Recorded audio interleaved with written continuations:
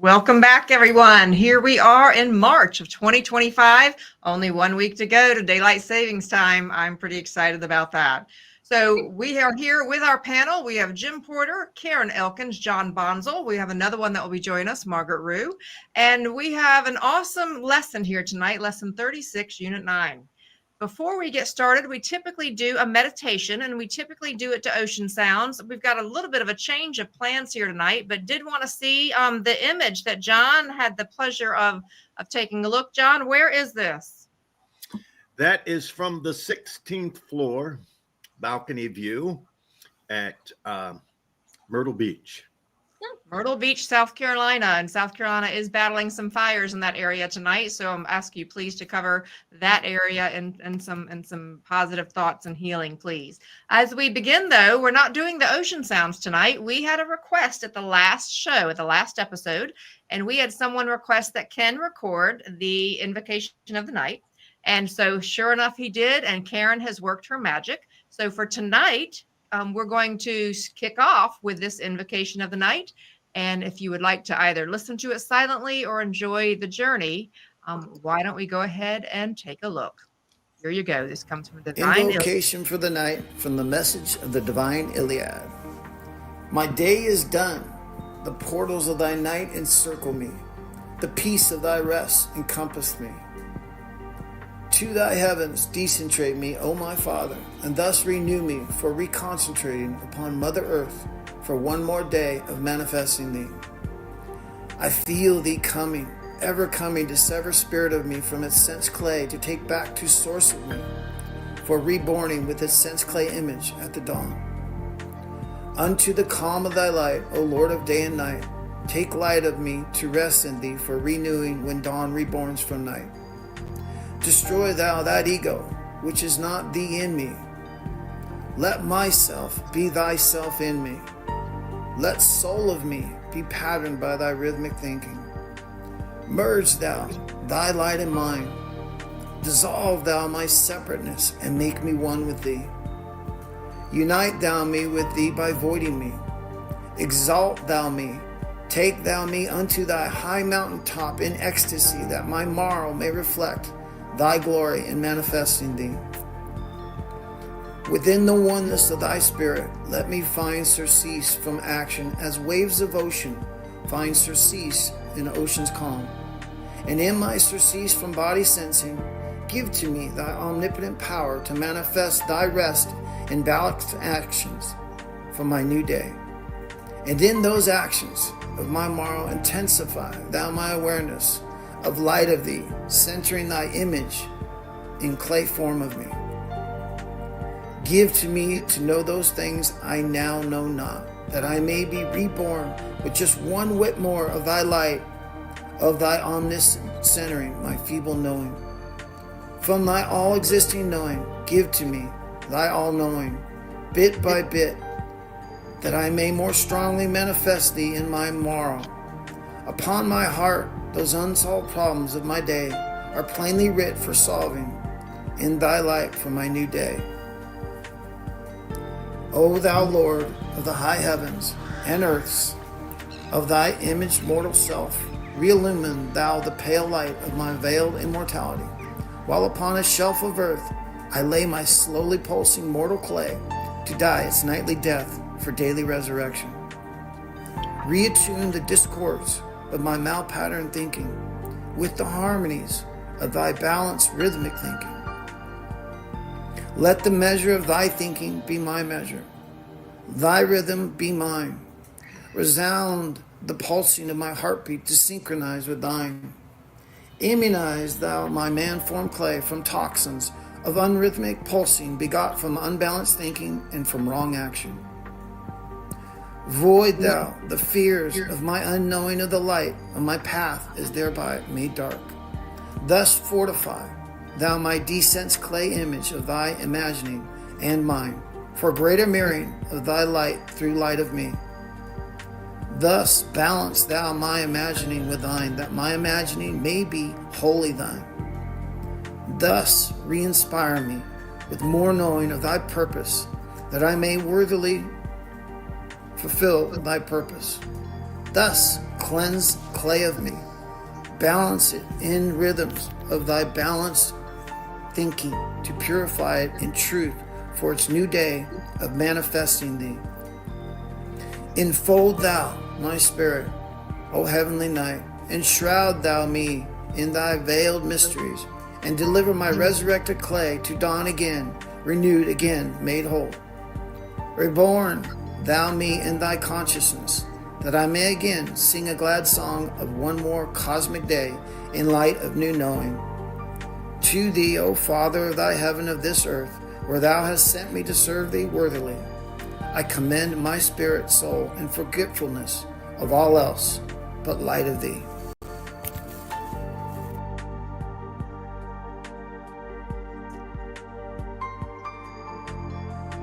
What a beautiful gift.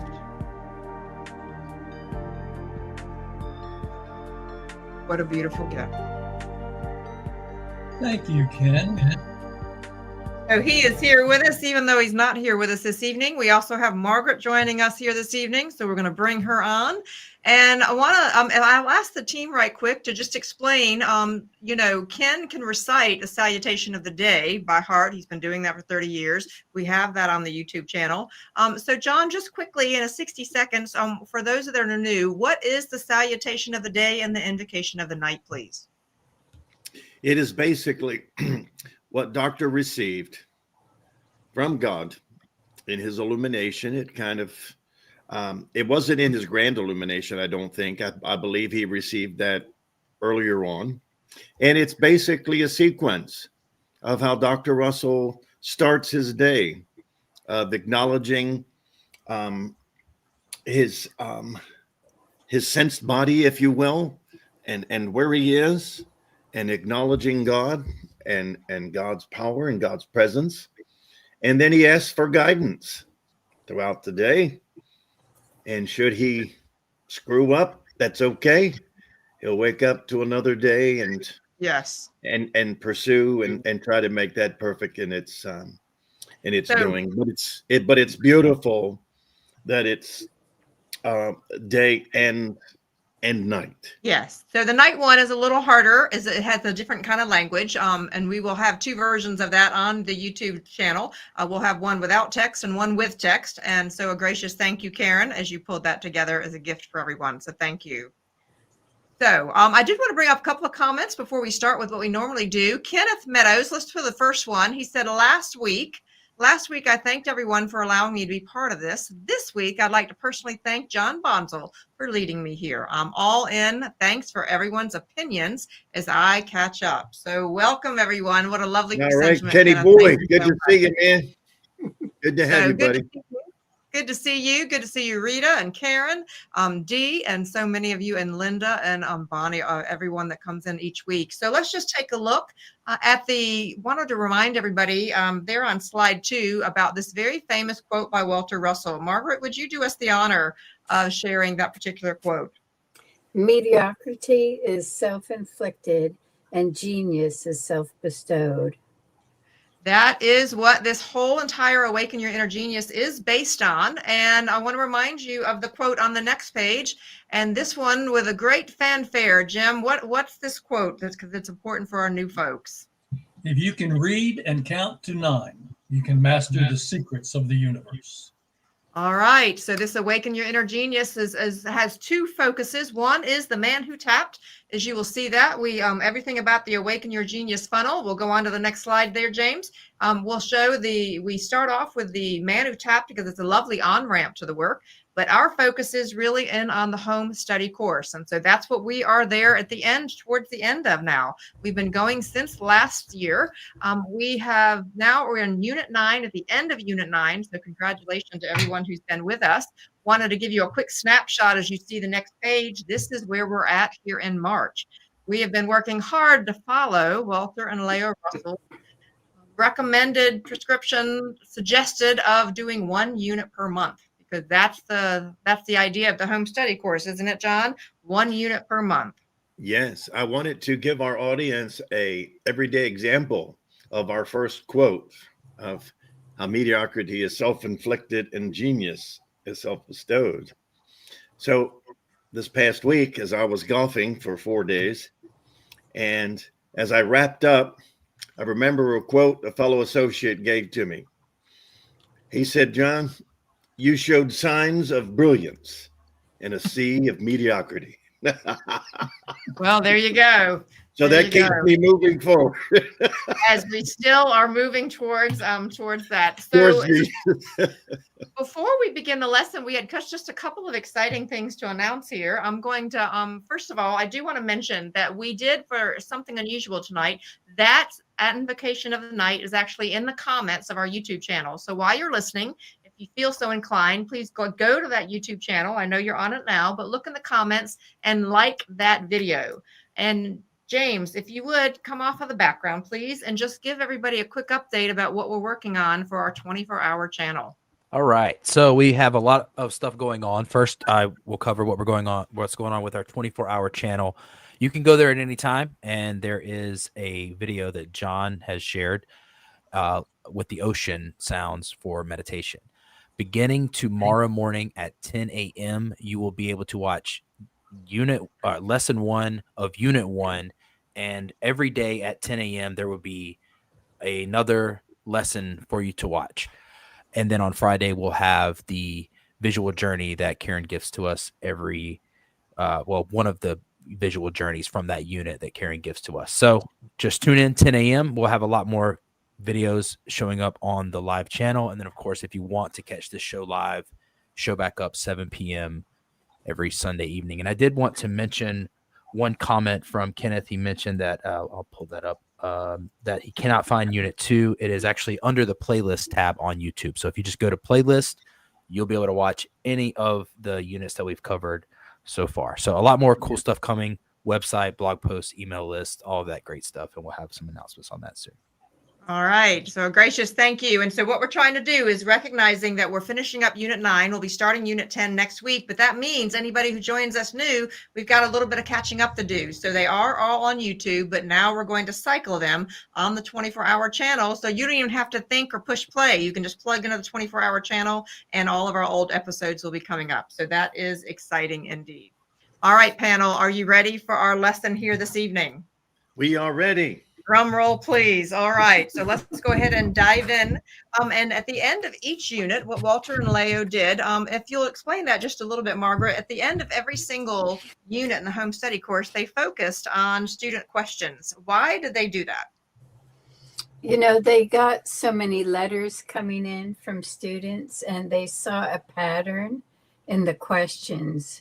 So they felt that they could answer them, kind of cut to the chase by answering all the common questions.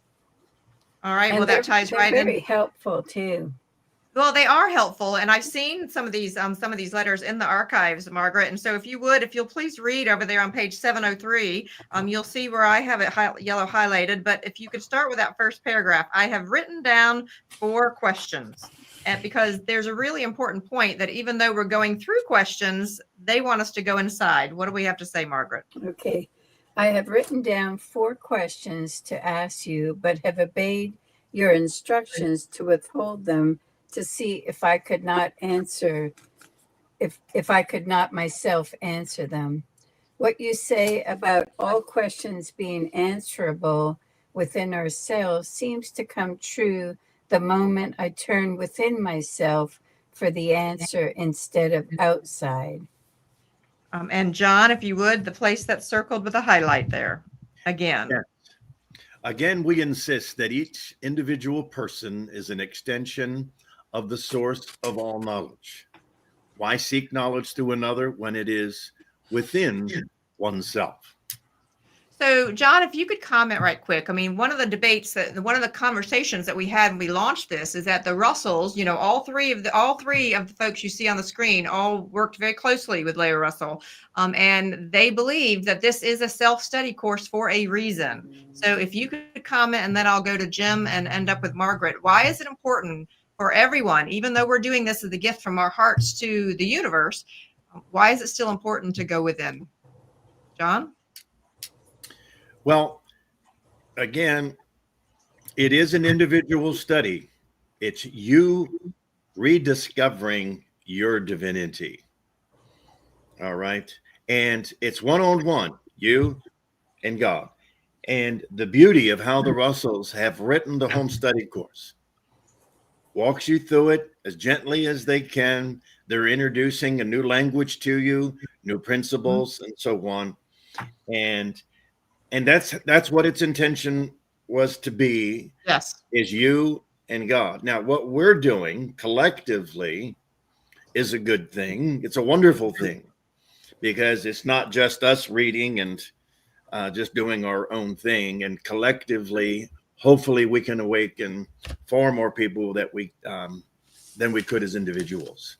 Yes. Yes. Jim, quick comment there. Why is it important for people to go within? Because we spend our lives being attracted to and reacting to things without ourselves. And it's the within journey that gives true awakening and true fulfillment. That's why they literally start the course off with meditation and prayer. That's not an accident. That's how you learn to commune with your source. And once you can master that, even to a small degree, it changes your life dramatically. Okay. Thank you. Margaret, last thought. Yeah, I would say that whenever you get any kind of like flash of inspiration or a great idea, it comes seemingly out of the blue. And so I think the Russells, by encouraging us to be alone during our study, we're more apt to have those, great ideas or aha moments when we're alone rather than, dancing around in the world. So Yes. Well, and what's interesting about this is when we assembled the panel, we were wanting to capture many of these folks that have had, I mean, right there, you're looking on the screen, over 150 years. Are y'all feeling a little seasoned like steak? 150 years of wisdom here as their interpretation. But we also brought Karen and I on and along Ken. So collectively, it's over 200 years here, but it's never going to replace your personal journey. And that's what we want to be really, really clear about. So yes, this is the gift of the heart. But Karen, Terry, Rebecca, Meredith, all of you, you have the answers inside.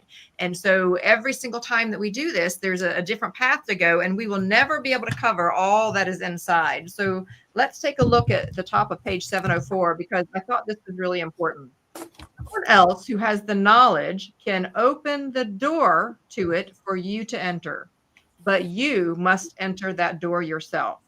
Another can but re-inspire you to gain knowledge for yourself, as another can awaken you the power to heal yourself, but no other person can heal you himself or give you knowledge. God awareness and you alone does that. And that was really, really important. So why don't we begin with the first question, John, if you would, start there where the green star is, scrolling down just a bit, James. Let's start with the first question because this was a loaded one. Hoo-hoo. All right, here we go. Does the wholeness of God grow in potential through this divided and multiplied principle of creation? Is that the purpose of this simulated universe? The question as to this simulated universe has desired an answer for some time. You want me to read the answer? Actually, I'm going to have Margaret read the answer and All then right. have you and Jim comment as well as Margaret. So Margaret, if you'll read that first paragraph, please. right. God does not grow in potential. God is already omnipotent. The potential of power which God has in his being is the measure of desire in him to create his universe. That omnipotence is unchanging. It does not grow more or become less. That unchanging condition is the zero of equilibrium and is the still fulcrum from which multiplied and divided power extends as a lever extends from its fulcrum. All right. So that's a pretty big answer there. So who wants to chime in for some conversation? Jim, do you want anything to say? Not at this point. Not at this point. Okay. No, I'll give you a couple comments, Kimberly. Thank you, Jim. Okay. That answer is, it's very important for people to know that God is. And through the lessons, we've had the term omnipotence and omniscience and omnipresent. Mhm. And God is unchanging, all-knowing and all-powerful. So God doesn't get more powerful or less powerful, and he doesn't just show up sometimes and not others. Sure. Okay? And all knowledge is his. But also know that it is yours. That is your inheritance. And that's what we're trying to do here through these lessons, is make you aware that's also your gift from your creator. And the more that you can accept that, then the more powerful you become, the more knowledgeable you become, and the more present you become in that state of knowing. Well, and I want to encourage everybody who's listening to please, everybody who's on YouTube, TikTok, and all of our other channels, please type in the chat box the word omnipotent. Before I became familiar with the Russell work, I really wasn't as familiar with these three words. And I think it's important that we really have them and invite them to be part of our DNA as we're moving forward. So omnipotent. So just jot down that word, put it in the chat box, and just become familiar, and even make that maybe an assignment for you this week, is to really spend time in meditation about what does that word mean. Omnipotent is a very big word, and we have a lot more to come from that. Can I Now, jump in here for a second, Karen? Kim, just a second. yes. Point out to people why I'm not quick to answer this. After being over nearly 50 years as a student, I still struggle with this. Not that God is omnipotent and omnipresent, that I agree with, and that divine omniscience exists within me. But the struggle that I still to this day have with body sensing versus that knowing how to attune to it, it's still there, even though I believe I've come a long way. I have difficulty with that. When I look at it in its initial form, the way it's being said, it almost sounds to me like the man's question is, in the universe, or body, this duality is present. It's not, God is not whole and complete in us. And I understand what they're saying is God is whole and complete forever. But I agree that divine, absolute knowledge of that divine in me is not whole and complete to my sensed awareness yet. Okay. And, so it's a struggle. It's a struggle. Well, and I appreciate that. Even as a 50-year student, you're still learning and diving into some of these concepts, and this is a lifetime journey, So I do want to, yes, John, and I'm going to go on to the next page. Okay, I just wanted to comment on that. So here you have Jim, 50-year student, knew the master herself, and one of her great statements of all time is that one of man's greatest challenges is to learn of his divinity, then live it. And that's not an easy statement. It's easy to repeat or quote it. And the knowledge that Jim has and he has gained, I'm just saying that it's not an overnight, it's not an overnight thing that you go, oh, geez, I'm God.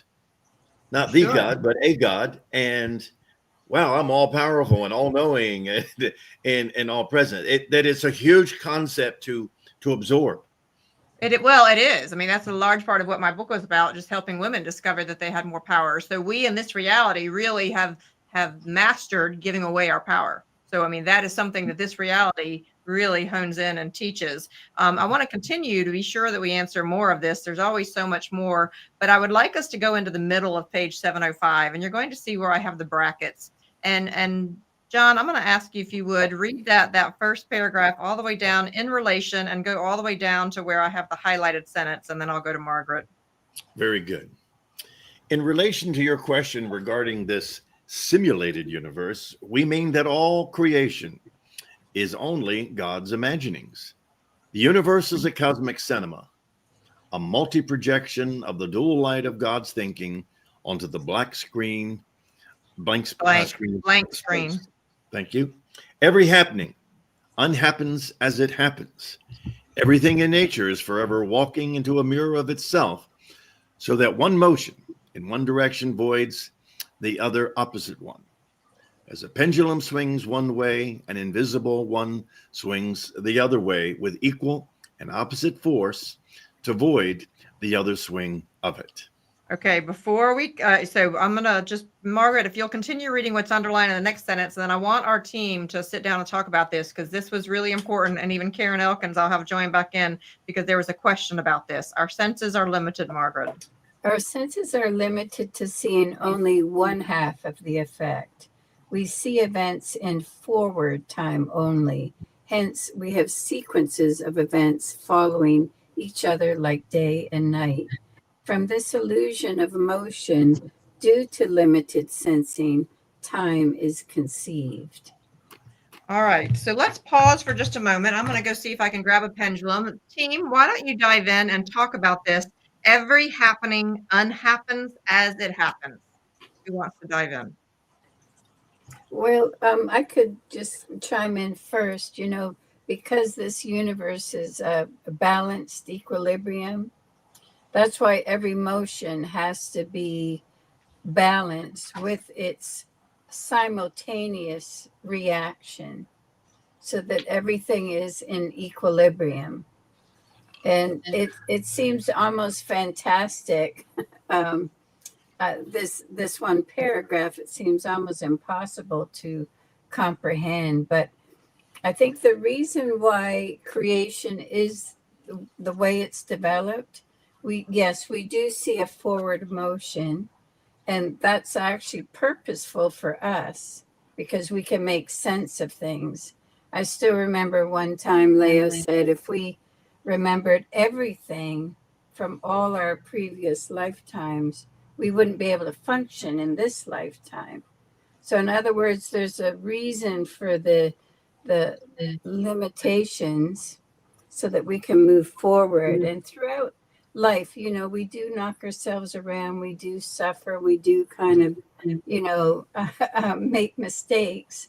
But with each mistake, we're growing and hopefully perfecting ourselves upward. Okay, so I know John's got a comment, but I'm going to ask James to bring up slide 35 because this is one of Walter Russell's illustrations, and as I believe ties into this. John, continue the conversation, please. Well, what I wanted to do is have our audience look at your caption, love and balance. Oh my. Okay. Okay. Our Creator loves us so much. All right. To give us the ability to sense that forward motion and those sequences of events, which we call time. And like Margaret said earlier, but if we had 360-degree vision and we were able to see the avoidance principle happen, there would be no sense of time. And you would lose your damn mind in a matter of minutes. Yes, I know. Okay? Yes. So, all right, so let's pause for just a minute. I want to go back. So I know this is a lot, but I just wanted to take this because, I mean, if we think about the cosmic pendulum, what they're saying is that as it moves forward, supposedly, it's also got this motion going back. As a new student, am I saying that properly? Yes. Well, there would be like with each swing, right? There's another swing. It's an invisible swing, Right. actually crossing over the other direction. Okay. Well, Yeah. and so does that tie into the image that we had on the screen? Yes or no? yes. Okay. We'll pull that back up. Same thing, same principle. So explain this if you would. Just point people to the direction. I believe this came from the Universal One. Yes. Okay. We're not going deep into this. I simply wanted to pull this up for anybody who's just interested in this. But this is where he was trying to map out. He didn't have all the holographic and Photoshop and Adobe effects and all the things that we do now. But he was trying to map out what's being explained in this paragraph. Was he not? Yeah, that's why you see the vortex in the middle. He's trying to show that this is a three-dimensional action, equal and opposite directions. Half of the cycle we experience in body through sensing. The other half comes from Creator, and we are not aware of that until we have great epiphanies. Okay. All right. So this is You a big, know, yes, Margaret. Anybody that's had like a near death experience usually experiences timelessness. They're in this realm, and they don't really know how long they're gone until they come back, and then the hospital tells them, but they're like in total timelessness. So, it could feel like an hour and it might be 2 minutes, in other words. So the people that have near death experiences generally do experience the timeless factor. They do. And we keep hearing from, regardless from which really healing modality or teachings out there, everybody keeps saying, come back to the now moment. And the now moment is that this issue, what we're talking about, is that being right there, centered, understanding this cosmic pendulum. Yeah, the eternal now. I experienced it in my near death. I was in universality. There was no here nor there. There was no up nor Right. down. There was no right or wrong. There was just absolute, unbelievably unexpressible love, and that doesn't even touch it. And you're not present. In my case, as the 5-year-old child, I was not present with God. I was present as God and experiencing the eternal presence. It's because when you think about that from a body sense, you think there's a here and there. There's no here nor there. There is eternity there. Now is eternity, and that you're sensing. You're knowing that you're not sensing it. You are in that presence, and it's overwhelmingly magnificent, beautiful. I've read poets all my life. I've never seen. Walt Whitman came the closest to it. I've never seen anybody that touches on that presence. But I was lucky enough, as I said before, and I'll keep it very brief. I was also still attached to body, so I was experiencing my universality as a God-centered universal being. And I was experiencing my mortality at the bottom of the pond at the same moment. And it stunned me to this day, who experienced both effects. And Yes. Anyway, so Margaret's dead on it. Well, and even myself, the point that I reached one time, very close to the 0 point, I in a meditative state, deep meditative state in the middle of the night, that expansion where it just becomes almost, it's the universal heartbeat. It is simply just the breathing of the cosmos. And it is profound. It is beautiful. It is timeless, and it is magnificent. I mean, magnificent and very, very powerful. So that's part of the joy. And actually, that's part of what their goal is in the work, is to have us actually be able to reach that timeless point. That's really where they're trying to say, is to leave the sense body and access that. So last comment before our break, Margaret? Well, I was just going to say, in the earlier unit, when she's trying to tell us it's life and it's rest. And so life is visual, rest is invisible. So that's why they're trying to get rid of the word death. So, there's life, which is compression, and then there's a letting go, and there's a rest coming back to equilibrium, which is invisible, but we're still there. So in other words, it's the continuance of life. Well, Whether and you're visible They'll or mention that in a invisible. moment. Yeah. They get into give and re-give. Is what it is give and re-give. Okay. Yeah. There's no death. Well, and for any of you that are new to the work, even when you go to the website to learn more about the Russells at philosophy.org, you will actually see where they don't say death, birth and death. They say refolded. And that is all ties back into this, is this idea of refolding. And wouldn't that be a beautiful way for us to handle as humans if we genuinely understood that, which is part of why we're having these conversations. But it is time for our first break. We've learned long ago that these are big concepts. We need your sense self to be able to absorb it and set back. So please stand up, get some water, take some extra deep breaths. We will see you in 3.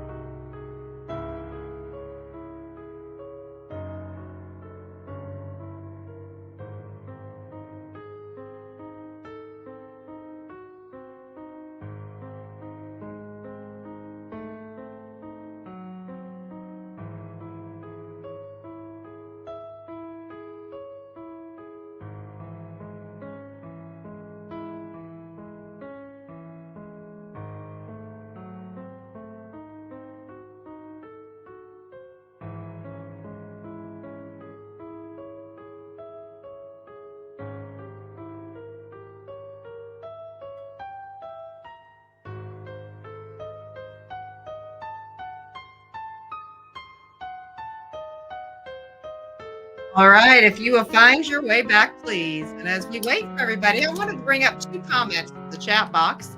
I think it's important for if we could bring Bonnie's comment, and then we're going to go to Karen Mahan at the bottom. But Bonnie says it's really hard to expand on the vastness and understanding of God when I've had so much religious training. It has never explained God this way and how we pray to Him.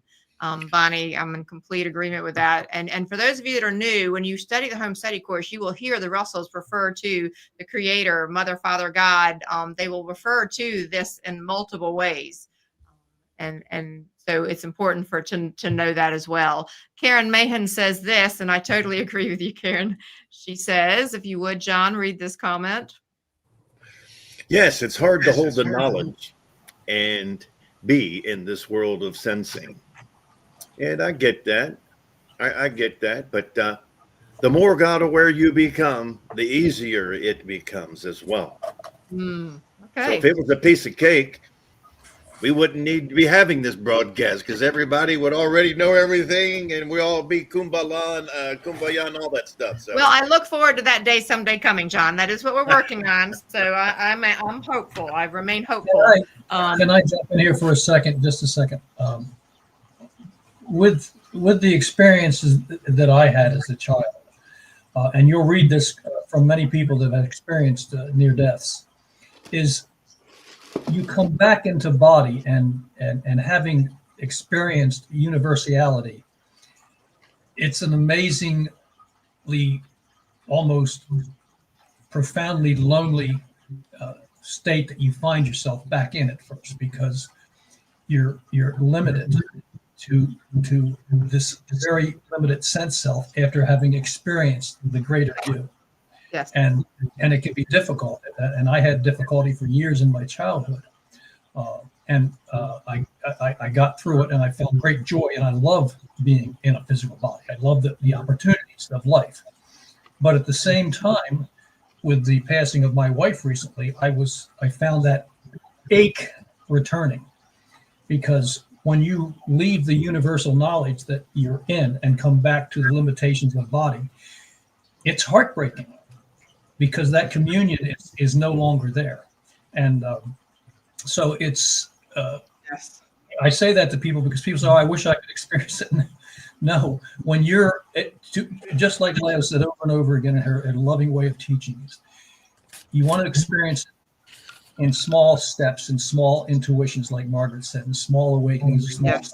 like, because to experience it in its totality makes it so hard for you to function again with that beautiful ignorance that you have, not knowing that in your body. It can be difficult. There is something poetic about that, Jim, and I'll be very honest. I had the broadcast a few weeks ago about my experience of when I felt I was leaving the earth plane. My biggest challenge over the past month was, and still is being back here. And you will, when you read most near-death experiences or hear people talk about that, they will say that they wanted to go back. They didn't want to return. Yes. And my wife used to say, let it all come to me with ease and grace and love and gratitude. She had the wisdom to know not to rush it. Yes. All right, panel, I'm moving us along. And Karen is helping us a lot. Karen Elkins in the background here. So thank you with some of the comments. So let's go to about the middle of page 706. Jim, I'm going to ask you to read that first underlined paragraph where it starts with creation. And then John, I'm going to have you do the second one. You ask the purpose, and Margaret, you do the third one. God desires to manifest love. Jim? Oh, thank you, Kim. That's a good start from you right now.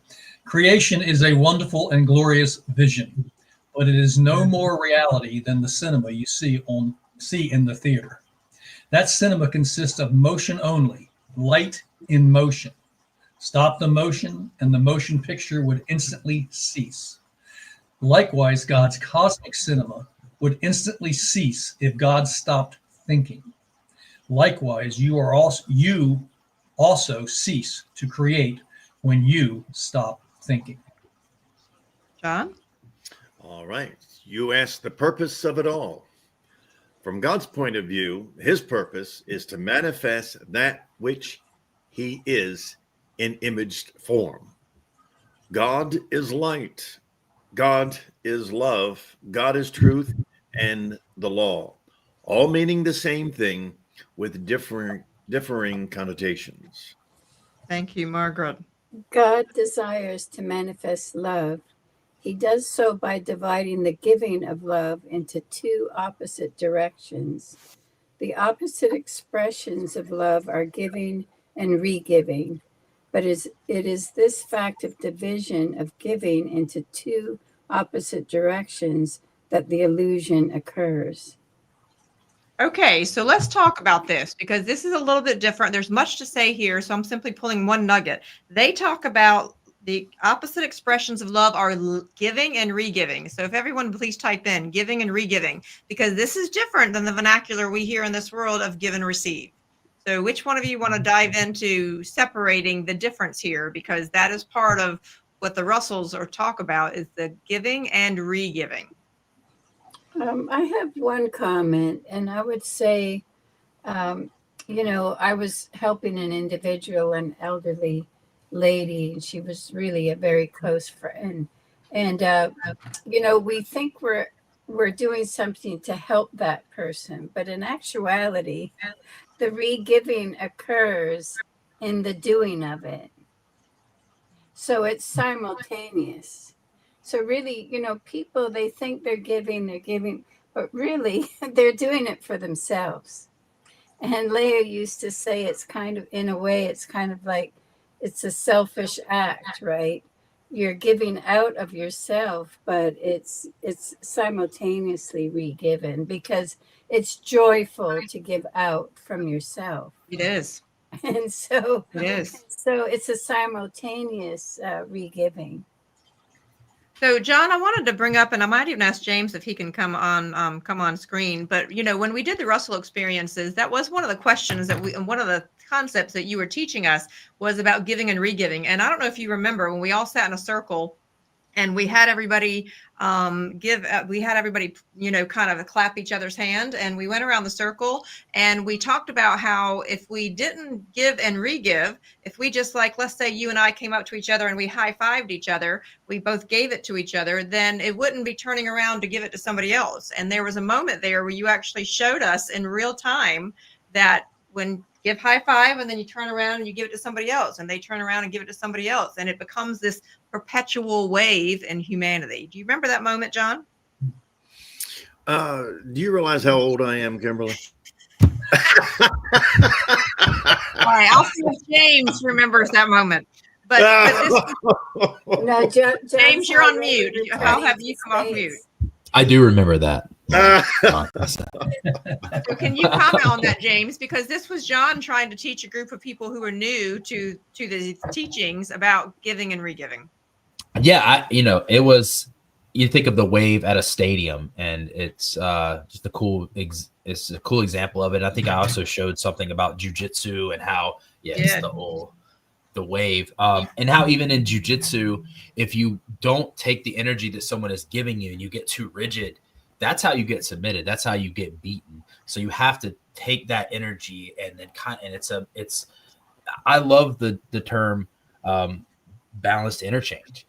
And so it's rhythmic balanced interchange. And that's what jujitsu is. And that was one of the things that I thought I see so much in the world with jujitsu, and it's a philosophy of seeing the world. But I just think of so much when I'm reading the home study course, how much it applies even to a martial art.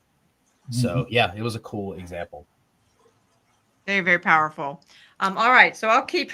So James still has his memory capacity. John, we'll work on you another day. So you can borrow a few of my brain cells, John. So do know that as we're going through this, the Russells spend quite a bit of time answering this one question.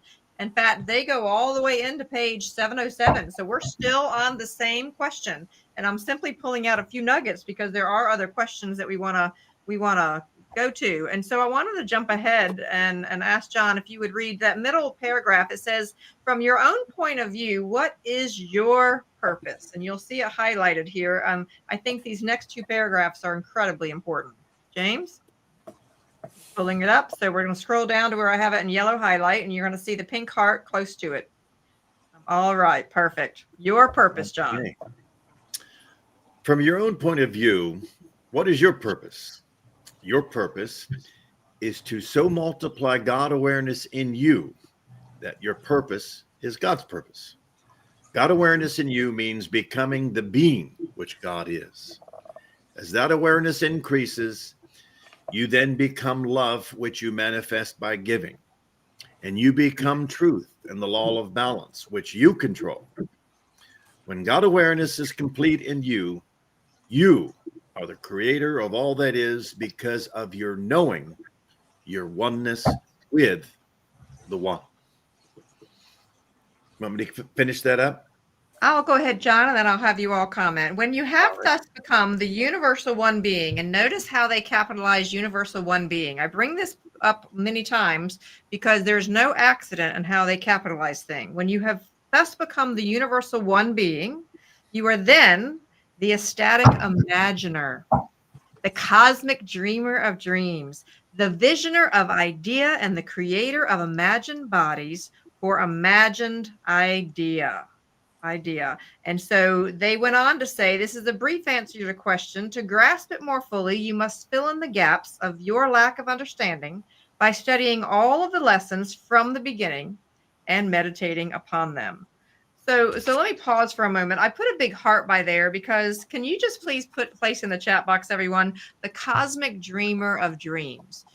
Part of what I found, besides the spirituality and the science and the philosophy that was so appealing with the Russells, part of the appeal for me was the sheer poetry of how they speak.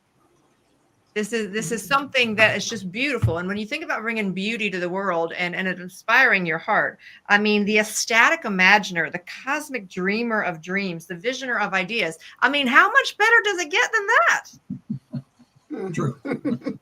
I think too what they're conveying here is, each step you take as you're becoming more truthful to yourself, more truthful to the world, you're giving out of yourself. You're insulating yourself from going backward.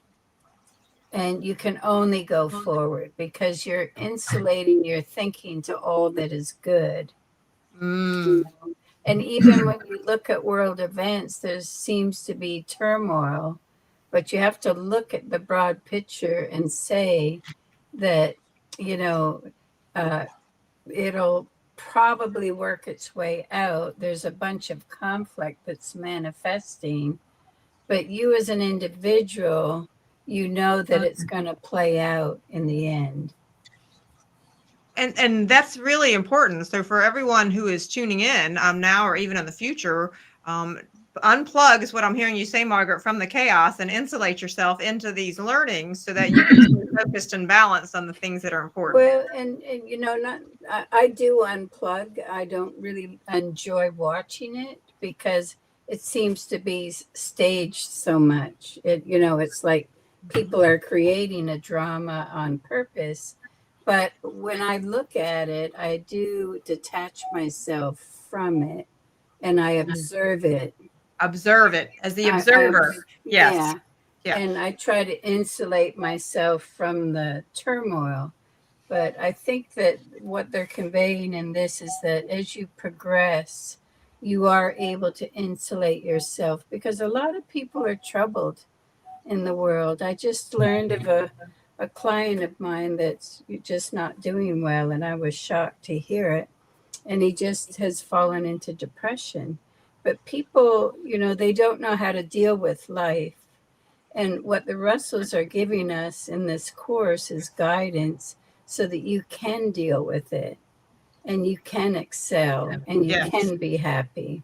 Yes. Well, let's pull up Karen Elkin's comment because she's helping us out behind the scenes. And she says, we come in as youthful explorers.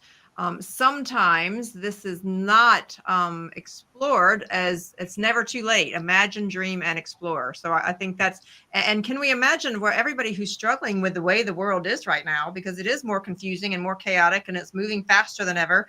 And if you don't have an understanding of these higher knowing, it's very easy to get lost in the sense self. Is it not, team?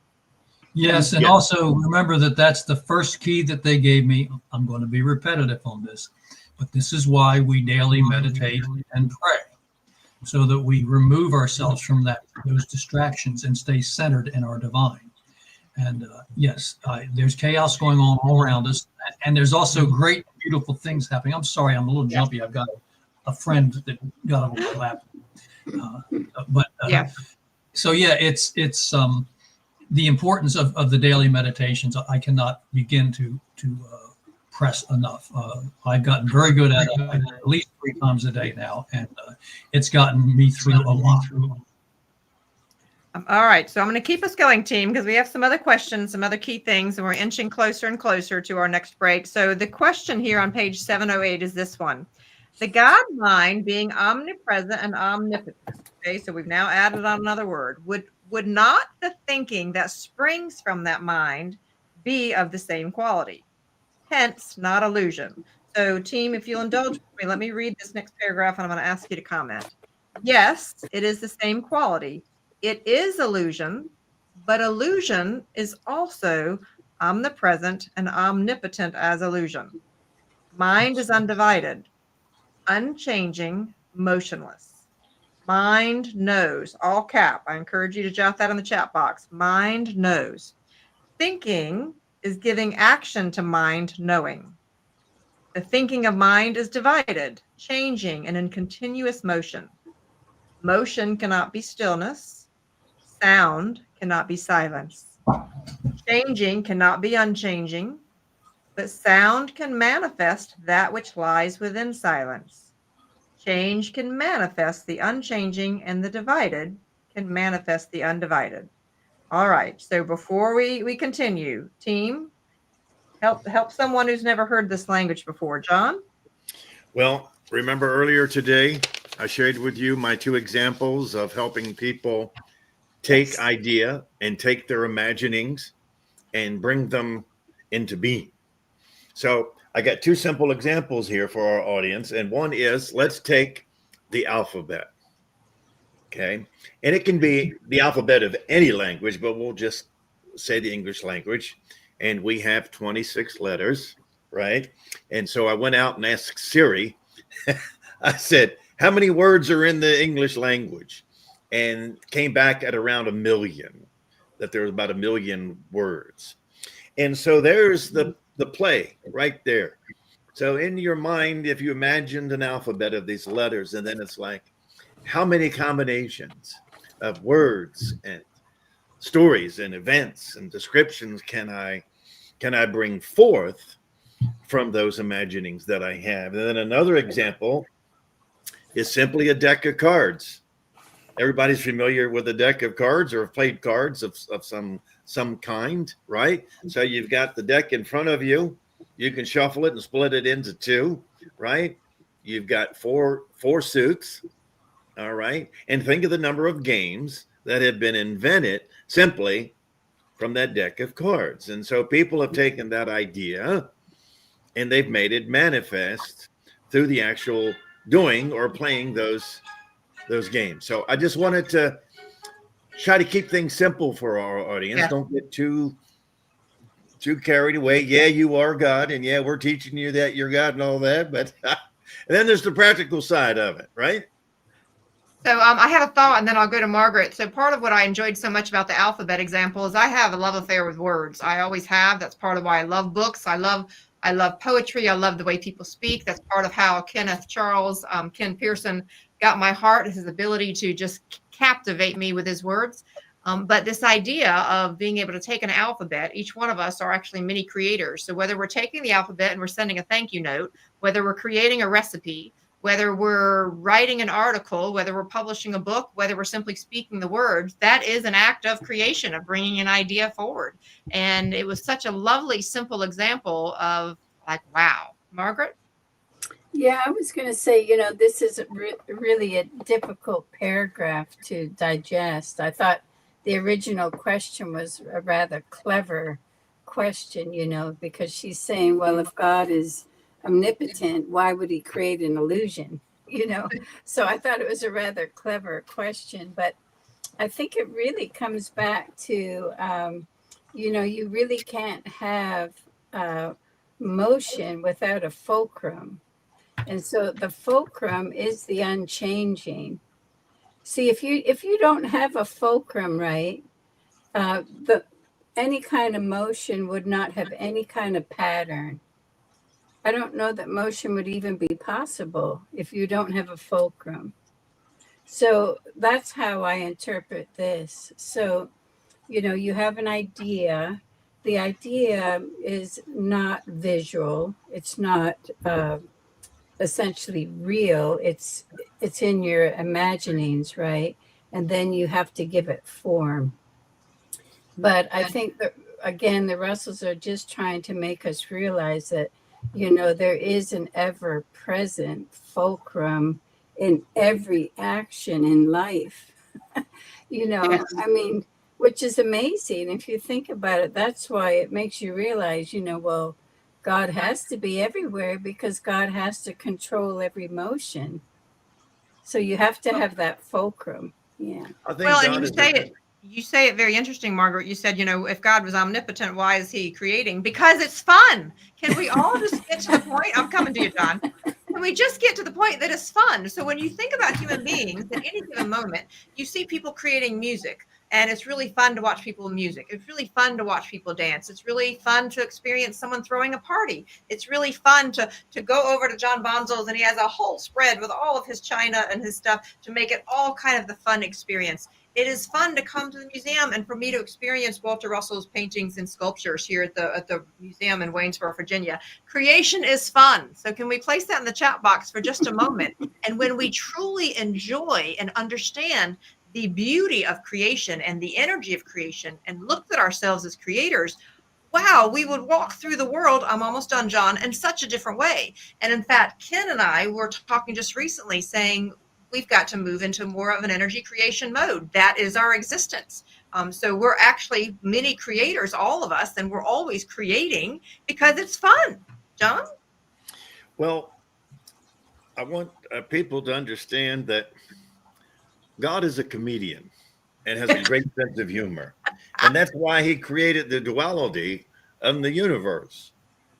And then once you figure it out, like the Russells have explained it to you, and then God sits back and goes, gotcha. Because it really isn't happening at all. So try to bring a little humor into your life. Try to bring a little humor into other people's lives because God loves humor. And think about it. I mean, even it cracks me up sometimes when I'll see a TikTok video and the sheer effort that some people go into creator content to go into just to make people laugh. I'm like, that is just such a beautiful skill. So what happens is we all are like walking through this world and we are in a creation mode. And to me, that was part of the excitement of the Russell work. Yeah, can I jump in for a second? The Russell, Dr. Russell in the Universal One and Lao in God Will make it very clear that it is an eternal creating universe, an eternal omniscient fulcrum God cannot create not create but eternal. The difference between the physical universe and the eternal fulcrum God is the physical universe is eternally in motion, where God is eternally at stillness. So you're not here to be punished or here to escape physical existence. You're here to manifest divinity, and you can take as long as you want to do that. There's nobody holding a timer saying you're going to hell if you don't do it by this time. That's foolishness, and that's the mindset of a child. You have eternity to get it right or wrong until you know. It's that simple. Well, and before we go to our next break, let's bring up Bonnie's comment. And Margaret, if you'll read that, because I think there's a lot of wisdom in this one as well. In the beginning was the word. I think the word may have been create. That's a lovely way to think about it, Bonnie. Absolutely love that. And so as you get ready, as you take this next break for 3 minutes, may you simply drink in and draw in the effervescence of this message. To the panel, we have 4 more questions I need your help getting through in the next 30 minutes. So we'll be mindful of that. Everyone take a break and have some fun. See you in 3.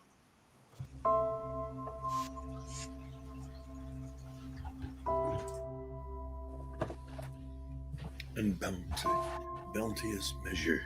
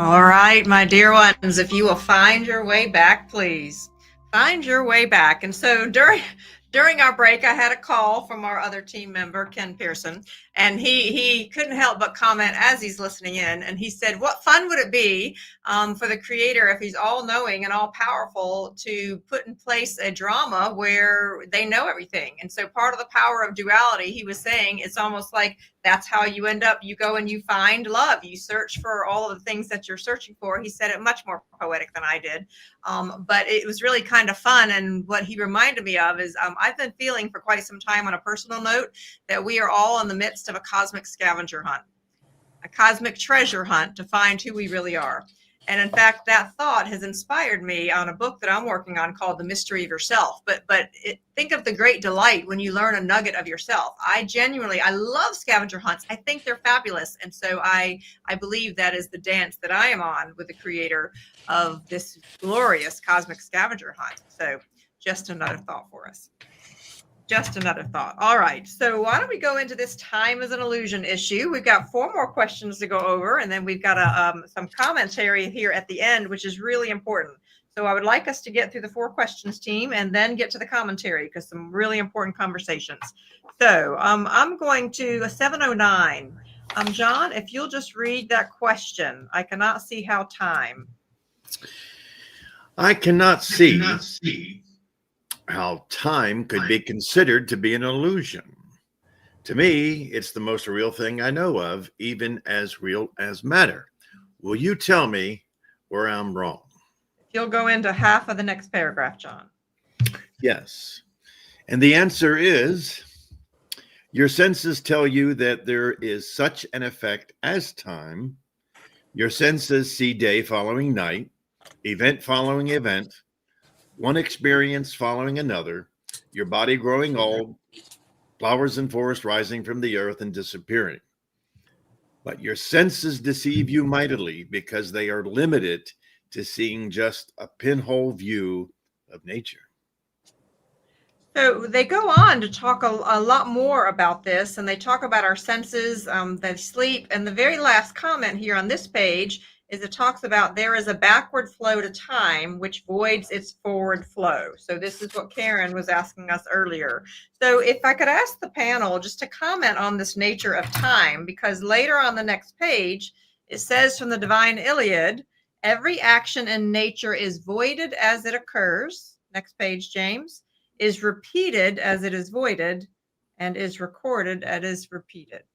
So let's give this question 4 minutes for the panel to dive into this issue of time as an illusion. I'm dying to hear. Oh, I am very curious. No dying. I'm curious to hear what you have to say. Well, I can start if you like. I think the Russells would simply say, time is a function of the senses. So in other words, our senses are in fact only one half of the whole. So every day we're actually only seeing one half of the whole. If we could see the whole, then, we would have no concept of time, because we're not seeing the voidance half. And that phrase you said, Margaret, is very important. Time is a function of the senses. So right. I'd encourage everybody to jot that down, because we capture this in the YouTube. I think that's really powerful, because I never considered time as a sense, but it makes so much sense when you say that. Unintended. Right, and I love the way they describe it. It's a pinhole view of nature, and that's really all our senses give us. Is a pinhole view. And in an earlier example, they said, as an airplane moves forward, there's a similar force right behind the airplane that's just as powerful. It's actually a sucking force. That's the invisible reaction to the plane moving forward, but we don't see the suction, right? If you were right behind the plane, you would feel it. So simultaneously, there's always the voidance occurring, but the voidance is invisible. Okay, thank you. Who else wants to chime in? I'm going to try to make some sense of this. Go for it. Go for it, John. I think what I would recommend to our audience is try not to get too caught up in this golden principle. Know that it exists. You only experience one half of it anyway. So enjoy the one half that you can sense, that you can see, that you can measure, that you can be part of. Otherwise, if you want to become a 360 illuminate and go crazy, Well,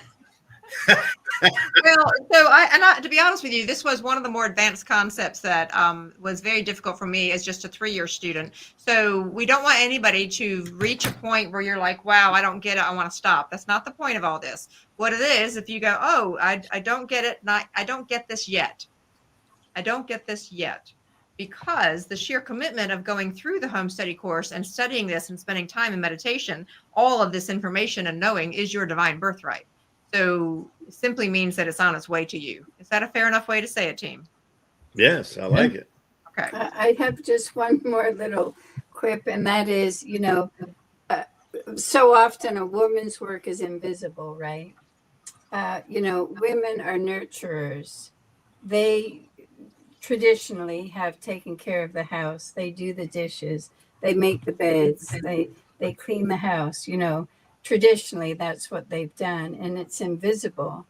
But the invisible part of that, or the care that is taken into putting that into action, that is also invisible. But it's like it's two halves of one equation. So a woman can create a beautiful environment. Yes. And, and a lot of people don't acknowledge the value in that. And yet it's their action that's creating it. So it's the care. Care is an invisible quality. It is. And the action of doing all those so-called mundane actions, whether it's in a job or whether it's in life, right? The quality of care is the invisible half of it.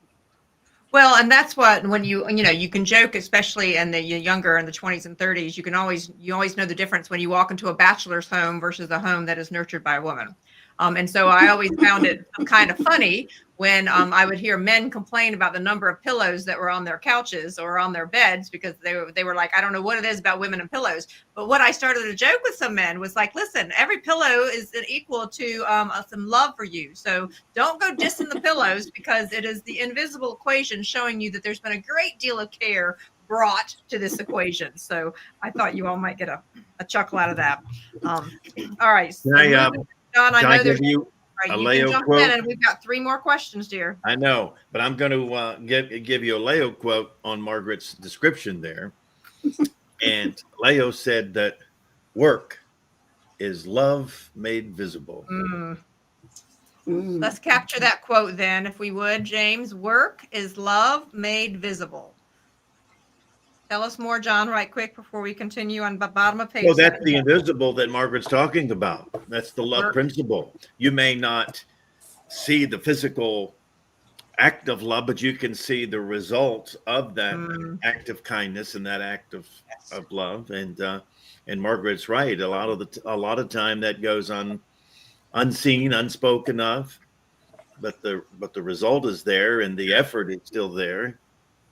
Well, and that is part of what the feminine energy does. So that was one of the very first things that I did with John. Is when we had our first Russell experience, I worked very hard to bring in flowers and greenery and as much love, because I was trying to show the beauty of love manifest. So James, if we can capture that principle, please, as a quote on there. Work is love made visible. Thank you. Thank you. All right, team. So we're skipping right ahead here to the bottom of page 710. I'm just going to read part of this question and jump us into the answer. So do find some humor in the first sentence, tongue in cheek. I want to do some work in the shock wards of our state asylum. All right. So that's not a sentence you hear a lot these days. But anyway, shortly after returning home, a sudden depression, this was from the 1950s, Shortly after returning home, a sudden depression overtook me, which is the strongest statements of truth would not eradicate. I felt a hopeless feeling within me as if all my years of seeking and trusting were turned to naught. Okay, so, and that goes on to say, we're told to go comfort the sick. So, John, if you would, please read the answer until the end of the where it talks about the divine Iliad, please. Yes. If James will scroll down for me a little bit. Thank you, James.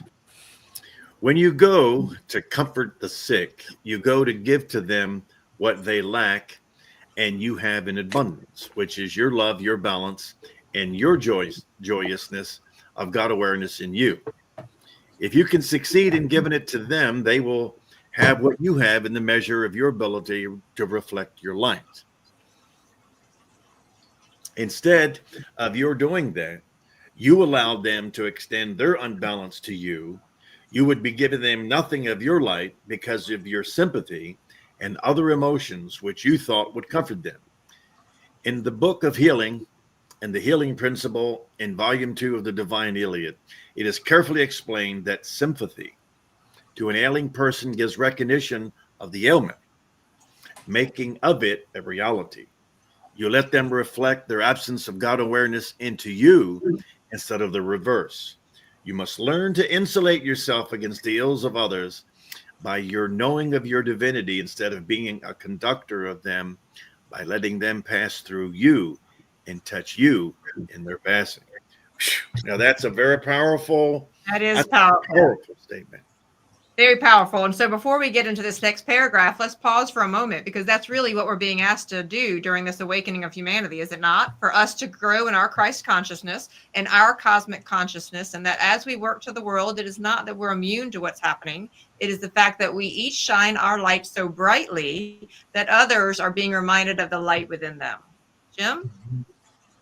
Yeah, my old friend Howard Hall, who was also a Russell student and a dear friend of Lao, used to say to us, when you're going through life and you look down into the vortex of those who are not yet seeking the light, the last thing that you want to do is reach into that vortex and try and pull them out, because they will pull you in.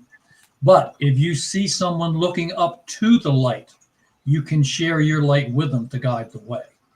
And that's what Margaret and John and Russells are talking about here. It's literally brings alive the term that's being in the world and not of it. To know that it's not your place to save them.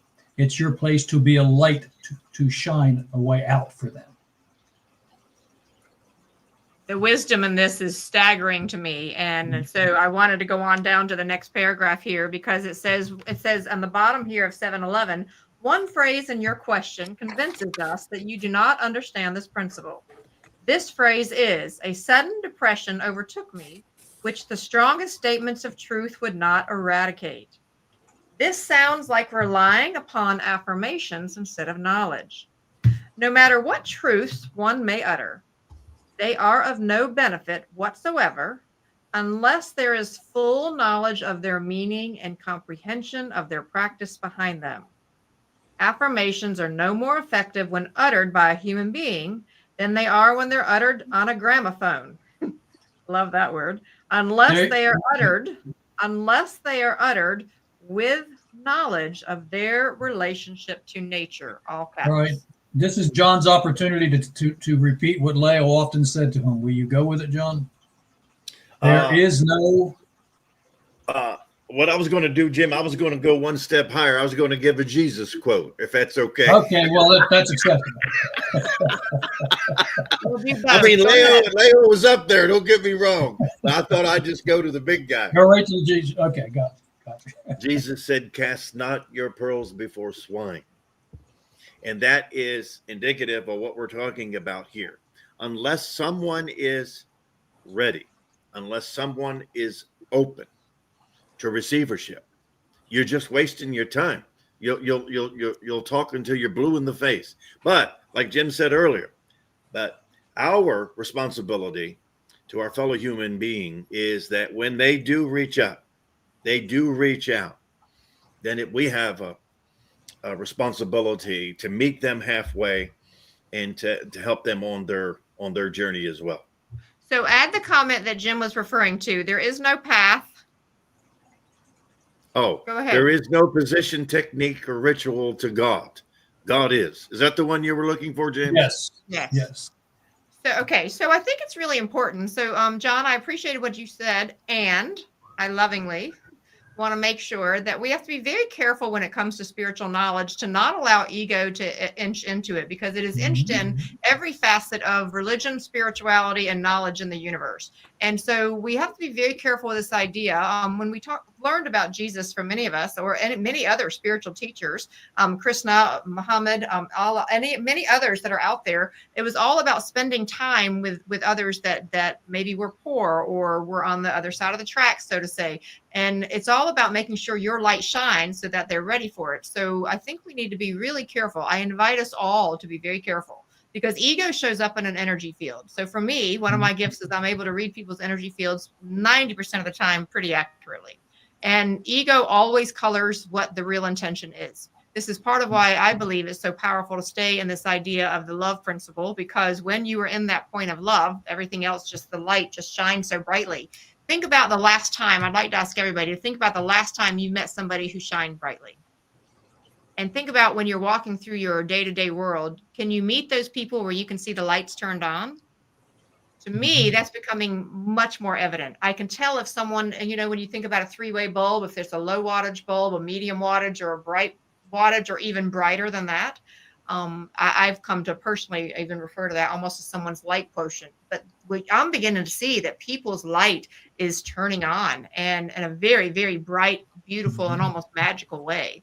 And if I had to describe the home study course in only 4 words, it would be turn your light on. I think Margaret turned her light on to the 3rd switch tonight. 3rd Oh, by spot. all means. Look how radiant she is, and she's just I glowing. agree. I agree. So let us go ahead, because of time. Let's go ahead and jump down here to the bottom of page 711. We'll have a brief answer to this, because the last segment of what the Russells had to say was really important. They asked this: what are dreams? What is hypnosis? Are these phenomena of any significance in understanding the nature of mind or the illusion of sense perceptions? So, John, if you'll just read that first paragraph. We won't dive deep into this, but just enough to whet the appetite. All right. And the Russells say, dreams are the result of not being fully asleep. Sleep means more or less lowering of the vibration potential passing through your brain, not mind. The purpose of that lowering of potential is to let your senses, not mind, relax and rest for an interval, so they fully stop all action of thinking and imagining. So they go on to describe more about this, and we'll come to a comment in just a moment. But I mean, this is why many of us find that sometimes the most intuitive insight, or our ability to commune with the divine, happens when we're falling asleep, right when we're waking up. For many of us, I know I've been woken up every single night at 3:30 for the past few months. It seems like this idea of the dream sleep state. Team, anything you want to comment before we wrap up and go into the next section?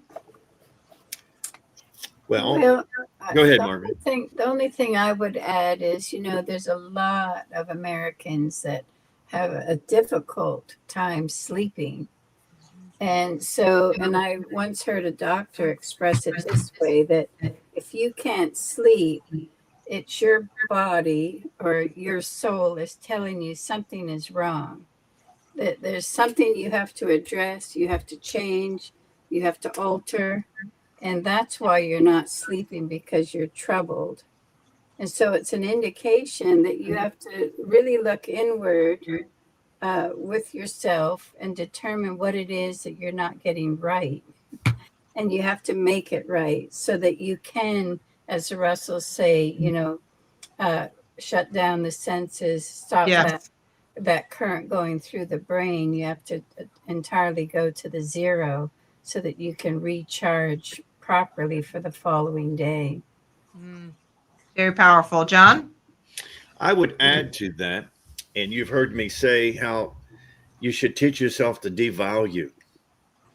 So we just learned through these 9 lessons that motion is an illusion, doesn't really exist. So people that can't sleep, they're tense, they have issues, they have problems.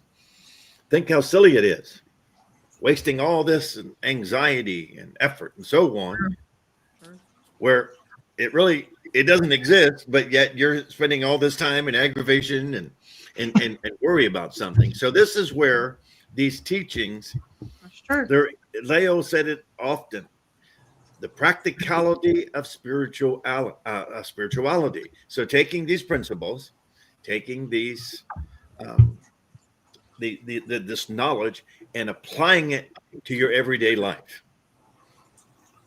Because until you get it, you can't uplift anybody, because they'll look at you and say, well, my God, look at you. You're a physical wreck or a mental wreck. Who you going to teach?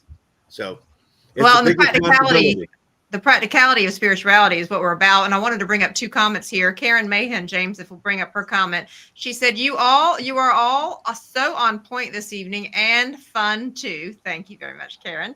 And Bonnie says this. She says, I love the people who have their lights shining and have no expectations. Wow. Wouldn't that be glorious for us to have more and more and more of that?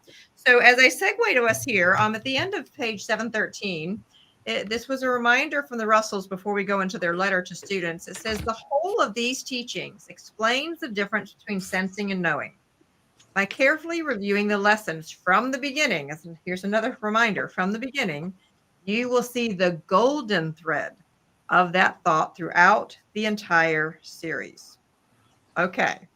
Now, when we go over here to page 715, I wanted to bring up a couple of things and ask the group to comment on this. So they would have a summary commentary, and notice first what the salutation is. It says, our treasured students. Our treasured students. So notice the endearment that was gifted to us from these 2. And they go into where I'm talking about the yellow highlighted. In all the former lessons which you have received, that knowledge which alone can take death away from you has been released in as simple language and form as we could possibly give it. John, if you could read the next paragraph, please.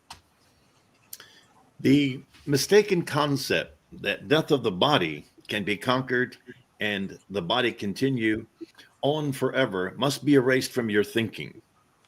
Continuity of the positive body is not what conquering death means.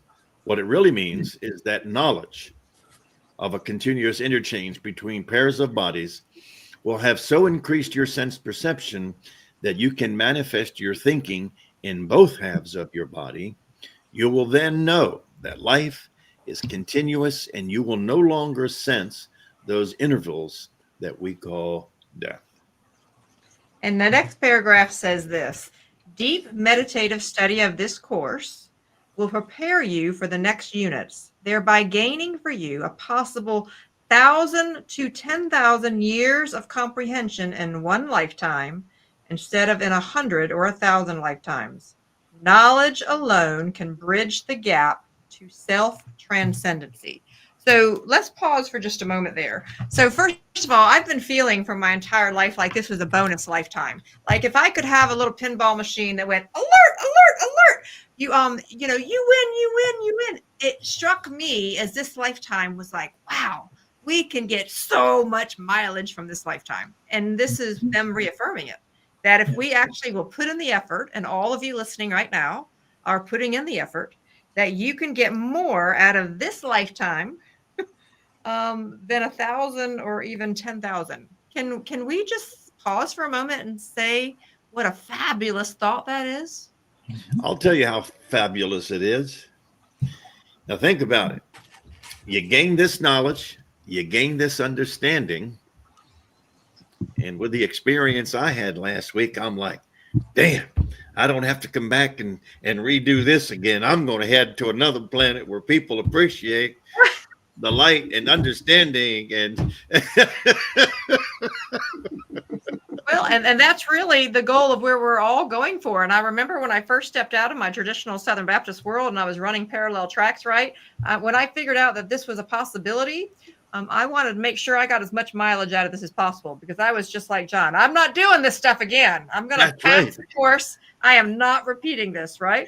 So, Well, another way to look at that, Kimberly, is just think of where each one of us would be if we didn't have this course. I mean, where else can you go? I mean, there's been some great books written. There is still good material, but this course really has it all. I mean, I'd still be chasing wild women and stuff. So I'm so glad I discovered this message. well, in all fairness, Margaret, what I have found, because I found it much later than the rest of you, I think it's a little unfair that the three of you had it so much longer. But some of us may have already had that knowledge, John. So a rat-a-tat-tat, we just never know, right? How long? It's not always waiting who comes up the mountain, right?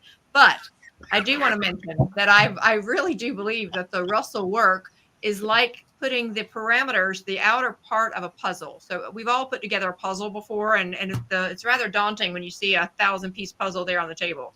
But your first goal is to put all the edges together, right? And then all of a sudden you put the other puzzle pieces and you're looking at the box to see if you can kind of guess where the puzzle pieces are. To me, having studied, Margaret, so many other modalities before I came to this work, the Russell work to me was like the outer edges. All of a sudden, the puzzle pieces that I've been studying for my entire life all fit together so much more beautiful. Before I ask the group to comment, can we pull up Kathy's comment, please? And John, if you'll read her comment. Sure.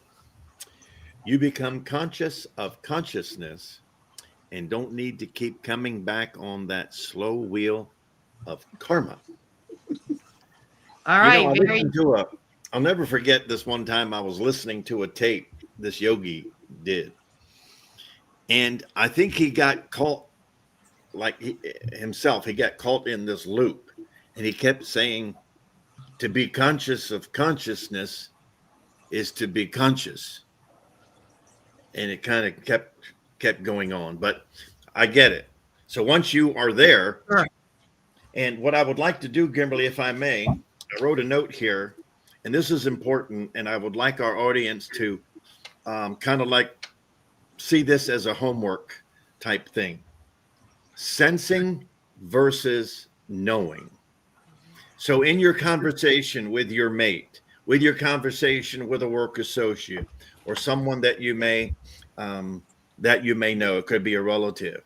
And in those conversations and in those doings, try to establish what is sensing and what is knowing. Is the conversation that of a higher vibration, or is it just regular old nonsensical bullshit type thing? But it's a great learning tool to be able to identify when you're sensing and when you're in a state of knowing. Love that. Now, let me jump in here for a second. One of the things that John and Karen and I have in common is that we got to experience the joy that Leo and literally. Okay, you, Margaret and John. You, Margaret and John. Yes. Yes, Margaret, John, and I mean, whatever I said.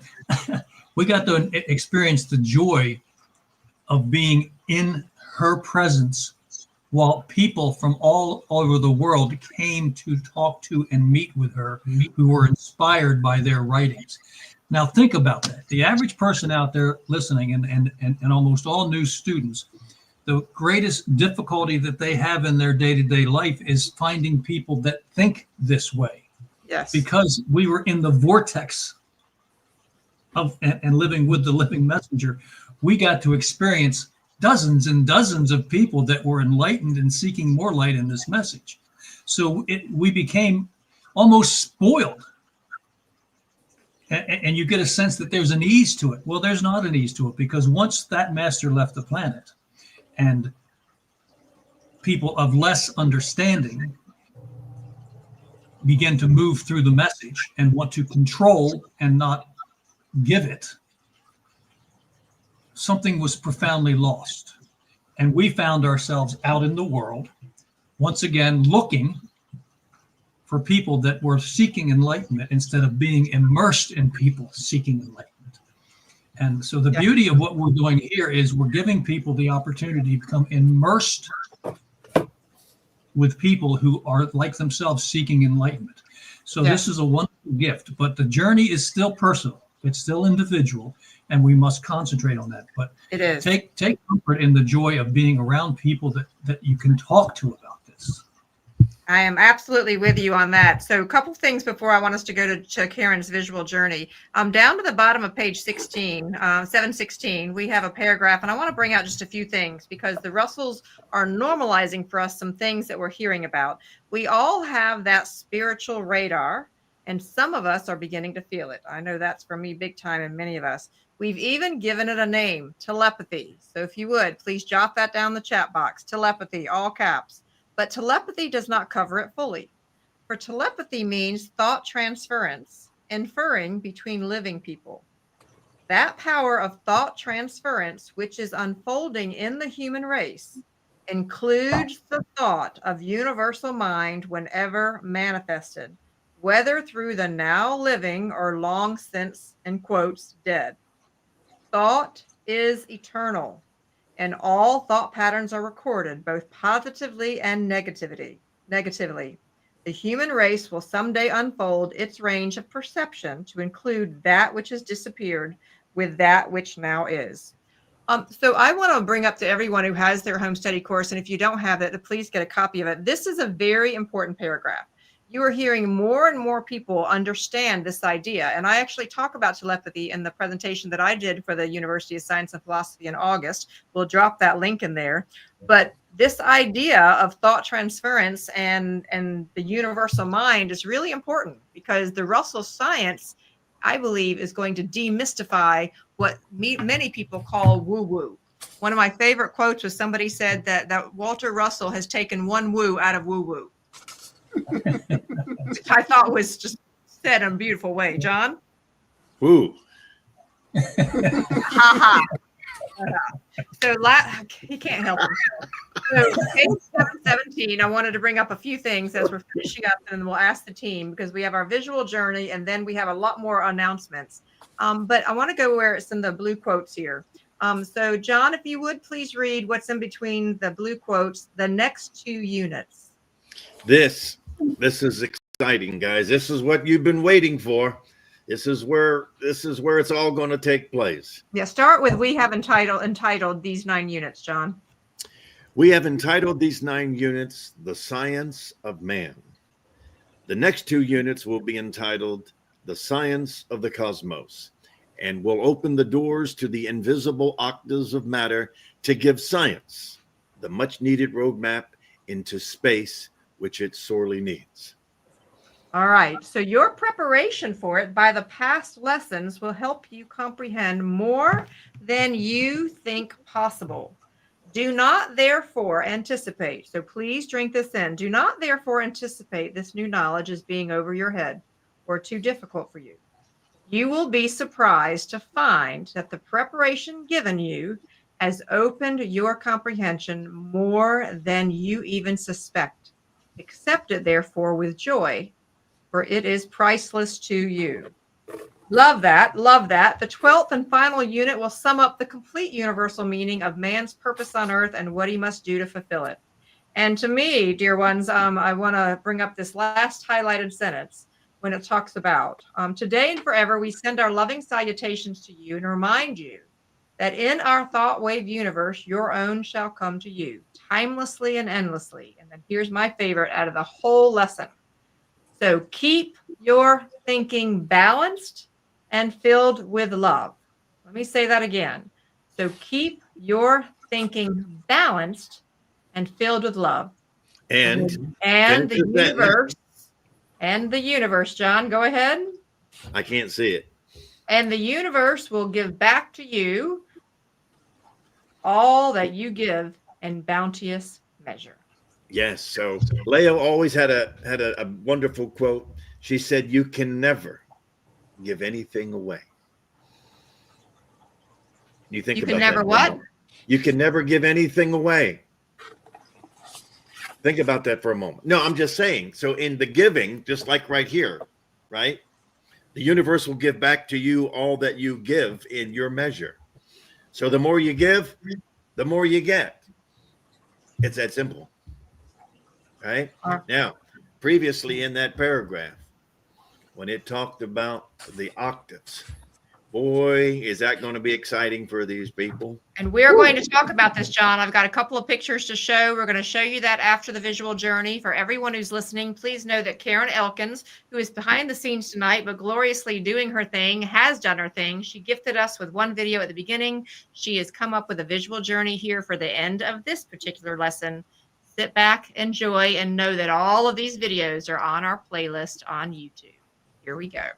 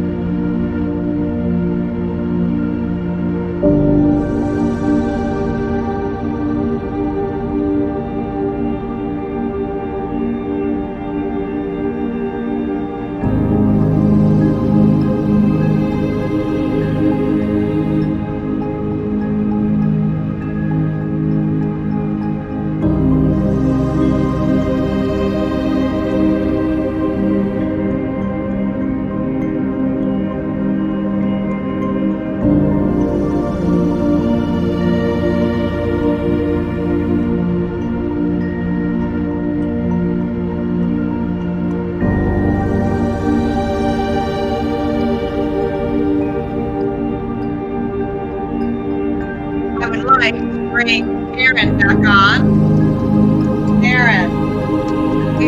James, bring her on. So Awesome. You'll come off mute, Karen. James, turning off the sound.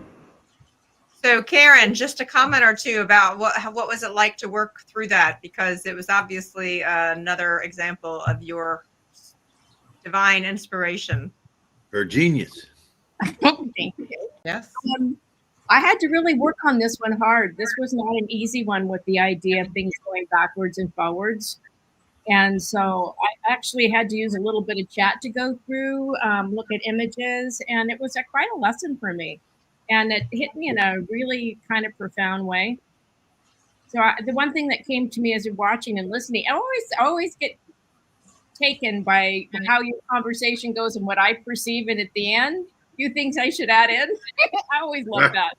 I always love that. So it's always interesting. So anyway. Well, and that's actually part of why we designed the panel the way it was. We have our seasoned students. We have Karen, who's been familiar with the work, but actually the first time that she's going through the home study course.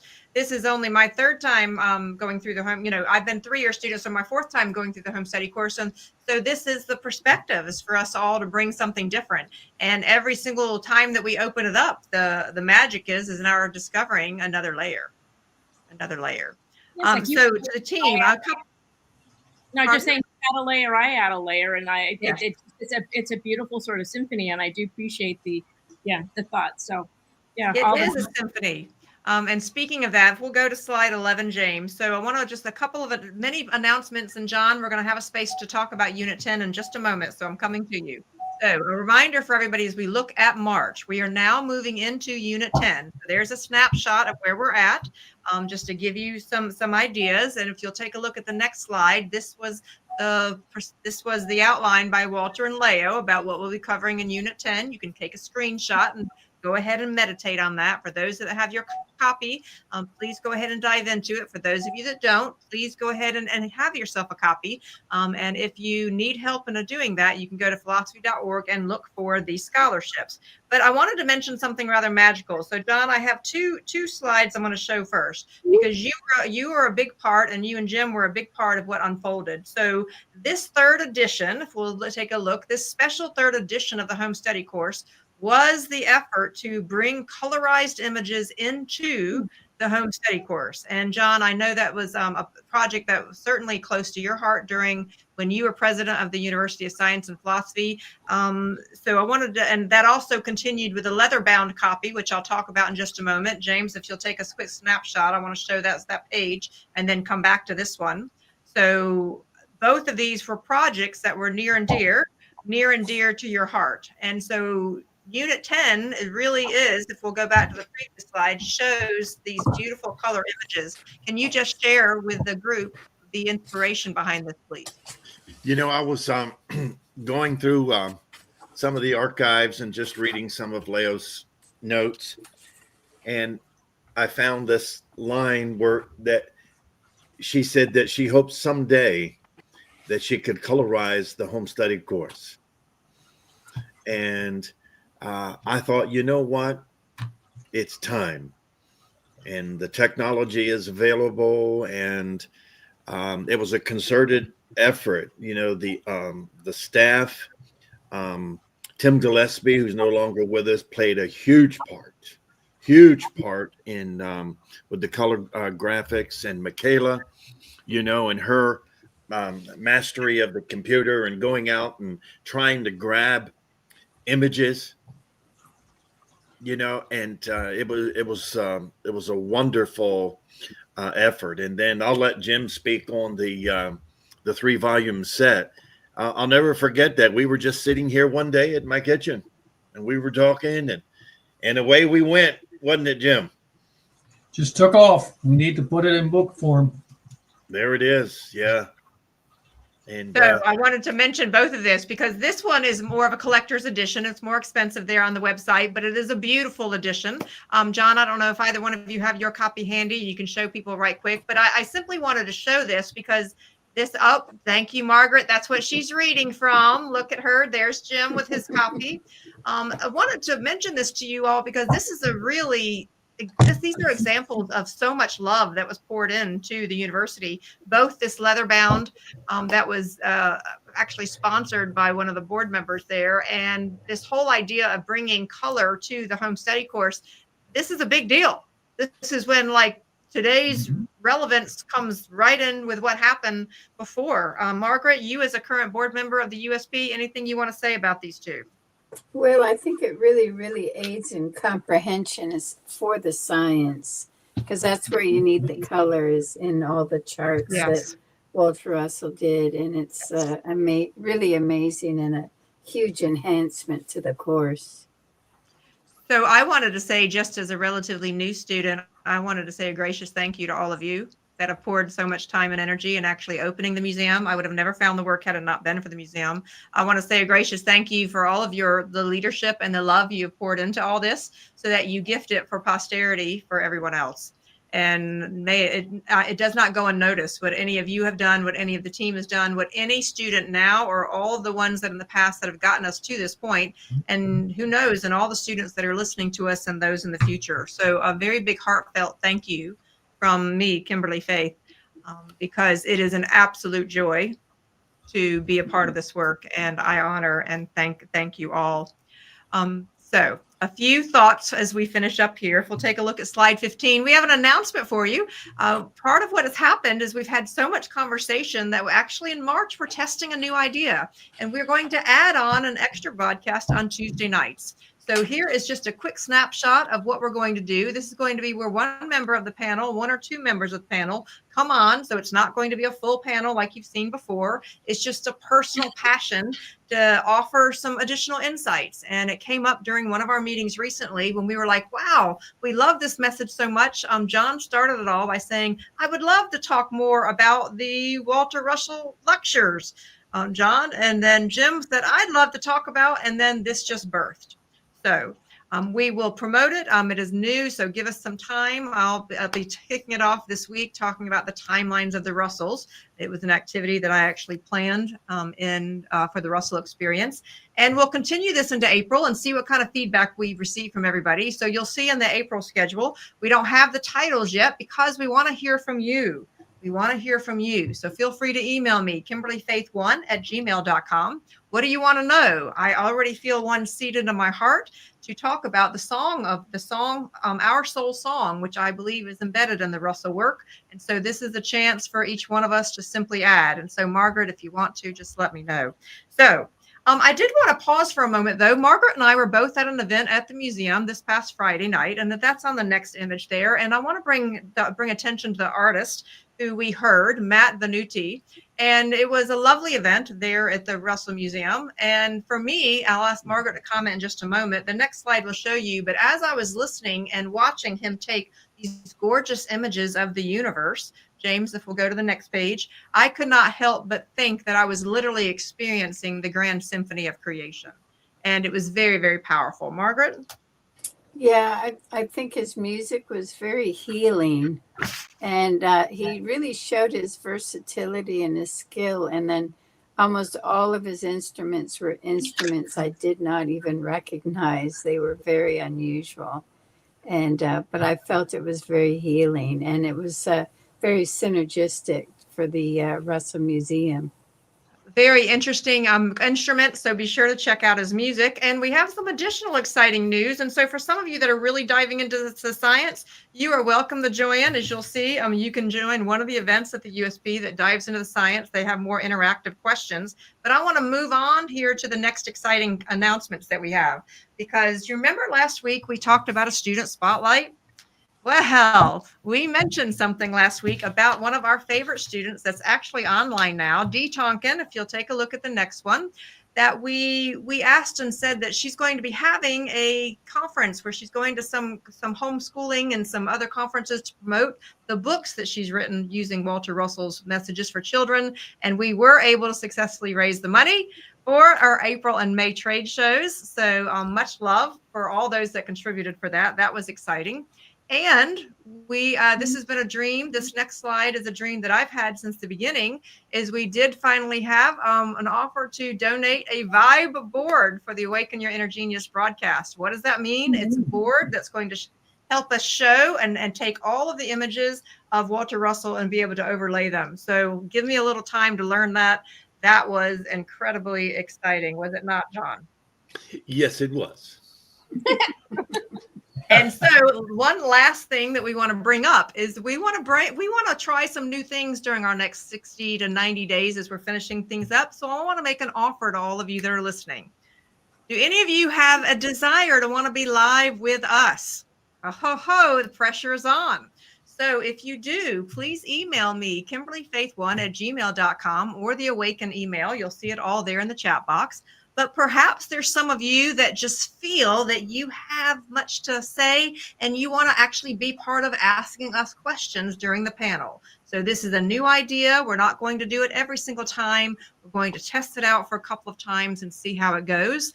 It is part of our desire to keep making this particular effort even more special and more loving, and just making this a part of overall the collective conversation. Panel, anything you wanted to say about that? John and Jim, you were there as we were discussing this. I think it's a I love wonderful the idea. possibility. All right. Oh, and look, we actually have a super chat. Oh my gosh, this is like a special moment. Thank you. A big thank you, Mr. Kenneth. What a lovely thing. That's Kenny. one of the things that we earned. How fun is that? So a gracious thank you to you all. There was a lot to cover. I know we're at the 2-hour mark. There's so much to say. We'll see you Tuesday night if you want to join. Don't worry if you don't. Otherwise, Unit 10 next Sunday. Next Sunday, let's dive into it. And remember, please remember, dear ones, that you are going to deep down, these things. So simply come in and allow the love vibration to wash over you, and spend less time worrying about what your mind gets and more about what your heart is receiving and reflecting the light out in the world. So we're not going to say goodbye. We're going to say until next time. See you next Sunday.